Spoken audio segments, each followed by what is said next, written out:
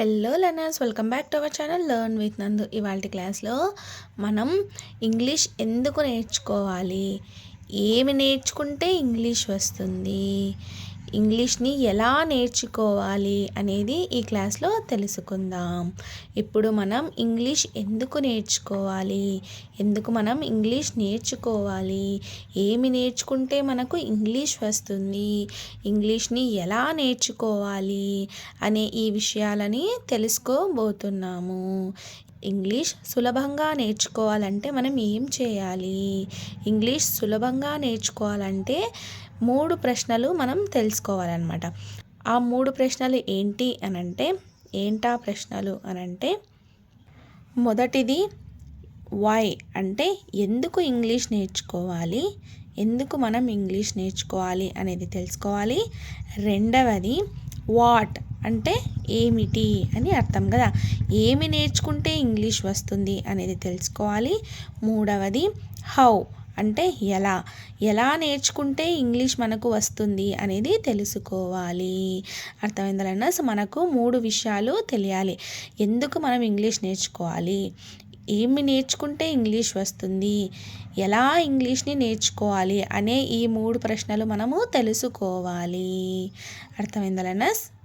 ఈ 3 ప్రశ్నలకు ఎవరైతే సమాధానాలు తెలుసుకుంటారో అటువంటి వారు ఇంగ్లీష్ నేర్చుకునే అవకాశం ఉంది, ఇంగ్లీష్లో మాట్లాడే అవకాశం ఉంది. అయితే ఇప్పుడు మనం వీటి గురించి తెలుసుకుందాం. ఇప్పుడు ఇంగ్లీష్ని ఎందుకు నేర్చుకోవాలి అనంటే, ఎందుకు మనం ఇంగ్లీష్ నేర్చుకోవాలో తెలుసుకుందాం.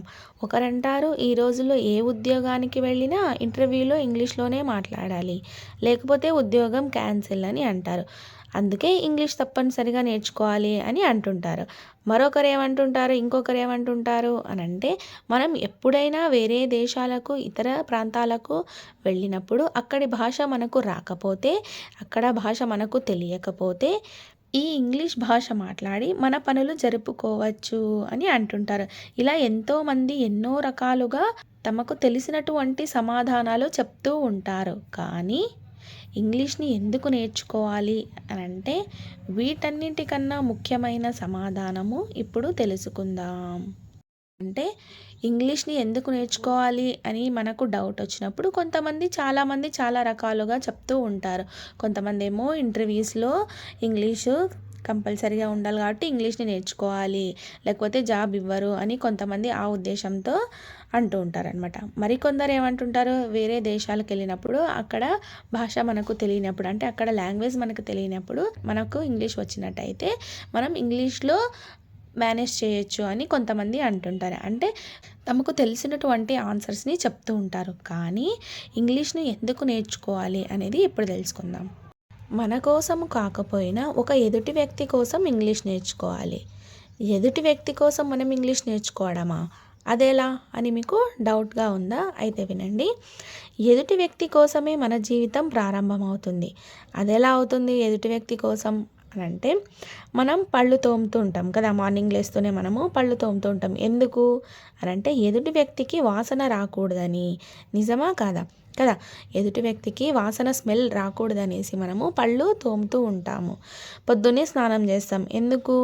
ఎదుటి వ్యక్తి అసహించుకోకూడదని కదా. స్టైల్గా తయారవుతాం.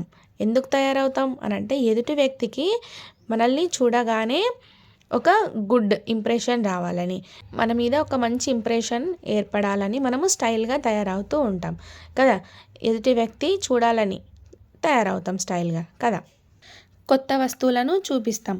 ఎందుకు చూపిస్తాం? మనం ఏవైనా కొత్త వస్తువులు కొన్నామనుకోండి, వాటిని చూపిస్తూ ఉంటాం. ఎందుకు చూపిస్తుంటాం ఎదుటి వ్యక్తికి అనంటే, ఎదుటి వ్యక్తి కుళ్ళుకోవాలని. నిజమా కాదా? ఎదుటి వ్యక్తి కుళ్ళుకోవాలని మన దగ్గర ఉన్నటువంటి వస్తువులను, మనం ఏదైనా కార్ కొన్నాం అనుకోండి, లేదా బండి కొన్నాం, లేదా ఏదైనా ఒక వస్తువు కొన్నాం, గోల్డ్ చైన్ కొన్నాం అనుకోండి, లేదా నెక్లెస్ కొన్నాం అనుకోండి, ఏదైనా సరే ఎదుటి వ్యక్తికి చూపిస్తూ ఉంటాం కదా. ఎందుకు చూపిస్తూ ఉంటాం అంటే, వాళ్ళు కుళ్ళుకోవాలని చూపిస్తూ ఉంటాం కదా. అంటే కొత్త ఇల్లు కట్టించి రంగులు వేయిస్తాం.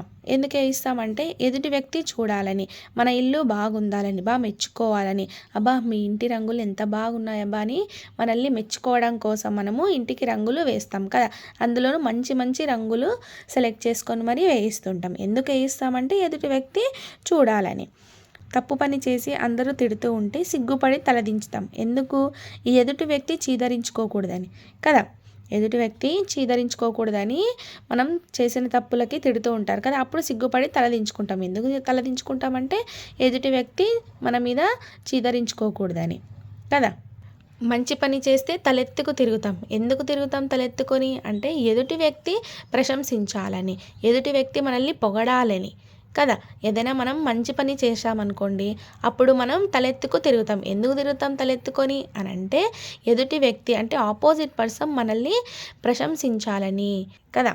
అంటే ఎదుటి వ్యక్తి మెచ్చుకోవాలని, పొగడాలని మనము తలెత్తుకు తిరుగుతాం కదా. అంటే ఎంతసేపు ఉన్నా మనము ఎదుటి వ్యక్తి కోసమే మనము ఇలా జీవిస్తూ ఉంటాం అన్నమాట. అంటే మనకు తెలియకుండానే మనము ఎదుటి వ్యక్తి కోసం జీవిస్తూ ఉంటాం. అలా మనకు తెలియకుండానే మన జీవితం అంతా మన కోసం కాకపోయినా ఎదుటి వాడి కోసం బ్రతికేస్తూ ఉన్నాము. ఎదుటి వ్యక్తిని లొంగ తీసుకోవడానికి ఇంగ్లీష్ నేర్చుకోవాలి, మనం లొంగడానికి కాదు. అర్థమైందా లెర్నర్స్?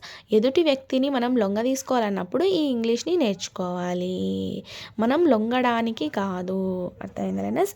ఎదుటి వ్యక్తిని లొంగ తీసుకోవడానికి ఇంగ్లీష్ నేర్చుకోవాలి, మనం లొంగడానికి కాదు. మన కోసం కాకపోయినా ఒక ఎదుటి వ్యక్తి కోసం ఇంగ్లీష్ నేర్చుకోవాలి.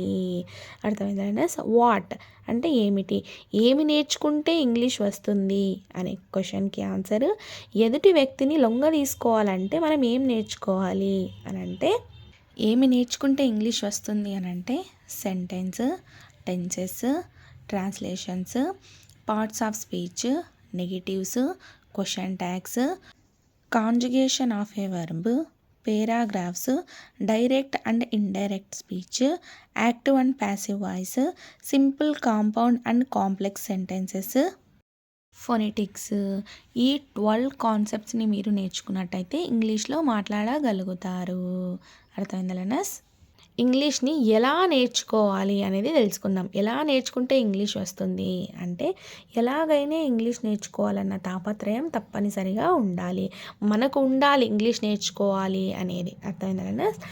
ఇంగ్లీష్ గ్రామర్ పుస్తకాలు, డిక్షనరీ, ఇంగ్లీష్ న్యూస్ పేపర్స్ ప్రతిరోజు తప్పనిసరిగా చదవాలి. అంటే మీరు ఇంగ్లీష్ న్యూస్ పేపర్స్ని కానీ, బుక్స్ని కానీ, డిక్షనరీని కానీ మీరు డైలీ చదివినట్టయితే, ఇంగ్లీష్ని చదివినట్టయితే మీకు బాగా ప్రాక్టీస్ అవుతుంది. అర్థమైందా లెర్నర్స్? అంటే మన నోటికి బాగా ప్రాక్టీస్ అనేది అవుతుంది. అంటే మాట అనేది దొర్లుతుందనమాట. అర్థమైందా లెర్నర్స్? ఇప్పుడు ఇంగ్లీష్లో ఏదైనా ఒక వాక్యం లేదా ఒక వర్డ్ కానీ చెప్పాలన్నప్పుడు మనం తడబడుతూ ఉంటాం కదా. అలా జరగకుండా ఇంగ్లీష్లో మనం ప్రతిరోజు ఇంగ్లీష్ బుక్స్ కానీ, డిక్షనరీస్ కానీ, ఇంగ్లీష్ న్యూస్ పేపర్స్ని కానీ డైలీ చదివినట్టయితే ఆ ఇంగ్లీష్ వర్డ్స్ అనేవి మనకు కంఠపాఠం అవుతాయి కదా. అంటే తొందరగా తడబడకుండా, తప్పులు లేకుండా పలుకుతాం, ప్రొనౌన్స్ చేస్తాం. సో దానికోసమైనా మనం డైలీ ప్రాక్టీస్ చేయాలి ఈ ఇంగ్లీష్ని.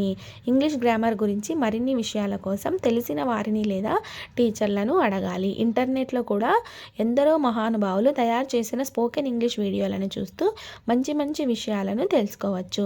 ఎలాగైనా సరే ఈ ఇంగ్లీష్ భాషను కష్టపడి, ఇష్టపడి నేర్చుకోవాలి. అర్థమైందా లెర్నర్స్? ఇంగ్లీషు తప్పనిసరిగా నేర్చుకోవాలి. ఎందుకు అంటే ఎదుటి వ్యక్తిని మనం లొంగ తీసుకోవడానికైనా సరే ఈ ఇంగ్లీష్ని అయితే నేర్చుకోవాలి. అర్థమైందా లెర్నర్స్? ఎందుకు ఇంగ్లీష్ నేర్చుకోవాలి, ఏమి నేర్చుకుంటే ఇంగ్లీష్ వస్తుంది, అదేవిధంగా ఎలా ఇంగ్లీష్ నేర్చుకోవాలి అనేది మీకు అర్థమైంది అనుకుంటున్నాను. Thank you so much for watching this video. Please subscribe to learn with Nandu channel for more videos. Thank you.